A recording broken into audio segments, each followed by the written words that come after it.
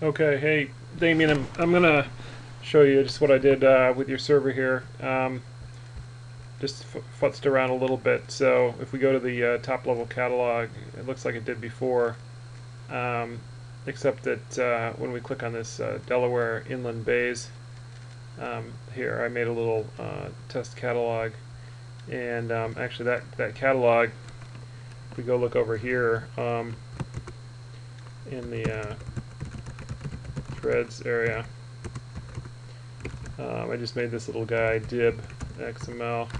If you look at this, I added a few more services to this service list here, and I'll show you what the point of those is in a second. And then made a data set, sort of this folder, Delaware Inland Bays here, just set here, and then all I did was add this data set, which was called test2. You give it an ID here, and a URL path. I usually make this the same, and that's just the path that shows up here. And when you click on this, it'll show up. Sorry, actually down here.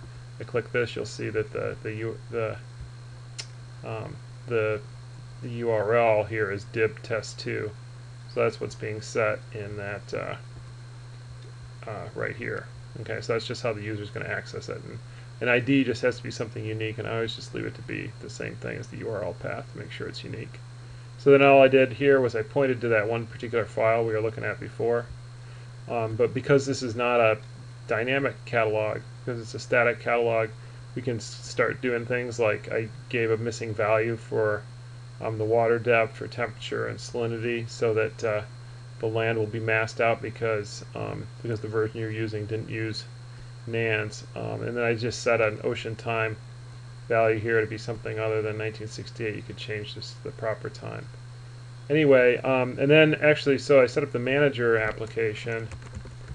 We had a typo in there, so you can actually, if you want to make a change in that catalog, you'd log in. You can log in here using the password we had. Whoops, admin.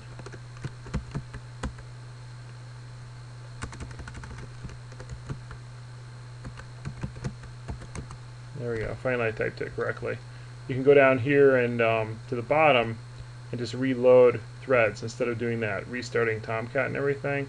And it should come back and tell you, okay, reloaded application. Okay, so that's what, if you make a change to the catalog, you want to do that. But let's just actually see what those extra things enabled. So we go back to threads, we go to Delaware Inland Bays, click test2. There's a few little, I didn't point out, there's a few little things in here. You could put like some web pages or type some text and stuff. But you have these additional services down here. The main reason I enabled that was so that this Godiva 2 web browser would pop up, which actually uses this WMS service to browse the data. So if I click on this, brings up your data set here. You have to click on the little plus sign to see what your variables are, and then you can click one like salinity. And